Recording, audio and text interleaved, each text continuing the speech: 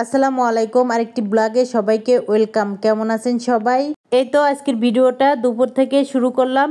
আর fridge থেকে মাছ বের করে ভিজিয়ে রেখে দিলাম, পাঙাশ মাছ আর ইলিশ মাছ। কিছু আদা রসুনও নিয়ে নিয়েছি, কারণ আদা রসুন বাটা একদম শেষ হয়ে গিয়েছে, তাই কিছু আদা রসুন ছুলে নিচ্ছি এখানে। এই তো কথা বলতে বলতে আমার কিন্তু সব কিছু ছুলা হয়ে গিয়েছে। আজকের ভিডিওটা কিডা কোন জায়গাতে দেখছেন অবশ্যই কমেন্টে জানাবেন। যদি ভালো লাগে একটা লাইক দিয়ে পুরো ভিডিওটা দেখবেন, চ্যানেলটাকে সাবস্ক্রাইব করবেন, পেজটাকে ফলো করে রেখে দিবেন। এই তো এখন আমি ইলিশ মাছটা কেটে নিচ্ছি। ইলিশ মাছটা কিন্তু একটু ছোট, কিন্তু খেতে অনেক মজা। যাই হোক, এই তো কেটে নেওয়া হয়ে গিয়েছে। এখন আমি আদা রসুন একটু জিরাও সাথে বেটে নিব। প্রতিদিনের মশলা যদি প্রতিদিন বেটে খাওয়া হয় তাহলে কিন্তু তরকারির স্বাদটা অন্যরকম হয়, কিন্তু খাতে সময় থাকে না। এই জন্য এক সপ্তাহ মশলা এই তো এখন আমি বেটে রেখে দিচ্ছি। আদা রসুন বাটা হয়ে গিয়েছে, সাথে একটু জিরাও বেটে নিয়ে নেব। এই তো মশলা কিন্তু আমার বাটা হয়ে গিয়েছে, এটা এক সপ্তাহ বেশি যাবে। আর সাথে আরেকটু মশলা বেটে নিয়েছি মাছ ভুনা করার জন্য। এই তো রান্না করার জন্য চলে আসলাম। আর কড়ার ভিতরে একটু সরিষার তেল দিয়ে একটু জিরা ফোড়ন দিয়ে দিলাম। এখানে আমি আলু ভাজি করব। স্বাদ মতন লবণ, হলুদের গুঁড়া, একটু ধনিয়ার গুঁড়া, আলু, কাঁচামরিচ আর পেঁয়াজ একসাথে দিয়ে এভাবে ভাজি করে নিয়ে নেব।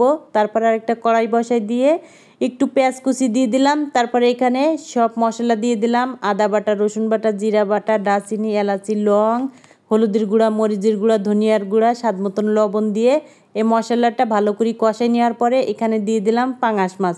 এভাবে পাঙাশ মাছটা রান্না করলে পাঙাশ মাছের কিন্তু কোনো গন্ধই থাকে না, খেতে কিন্তু অনেক মজা হয়। তারপর ভালো করে কষাই পরিমাণ মতন পানি দিয়ে ঢাকনা দিয়ে ঢেকে দিলাম। আর এখানে আলু ভাজিটা হয়ে গিয়েছে। আর এখন আমি নামিয়ে নিলাম। তারপর আর একটা কড়াই বসাই দিয়ে একটু সয়াবিন তেল দিয়ে এখন আমি ইলিশ মাছগুলা ভেজে নিব।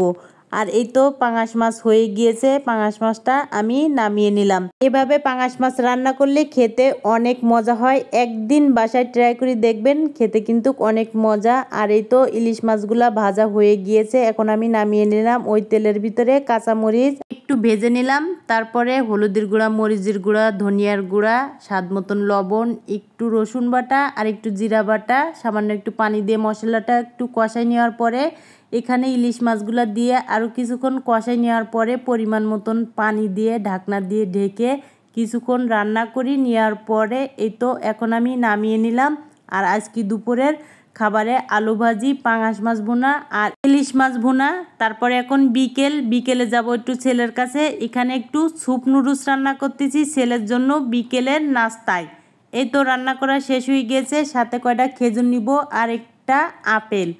তারপরে একটু পাঙাশ মাছের তরকারি আর এখানে টুপি, গেঞ্জি, পাঞ্জাবি ব্যাগের ভিতরে নিয়ে সাথে সাথে রেডি হয়ে যাচ্ছি ছেলের কাছে।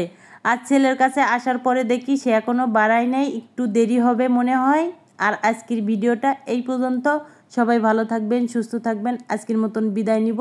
আল্লাহ হাফেজ।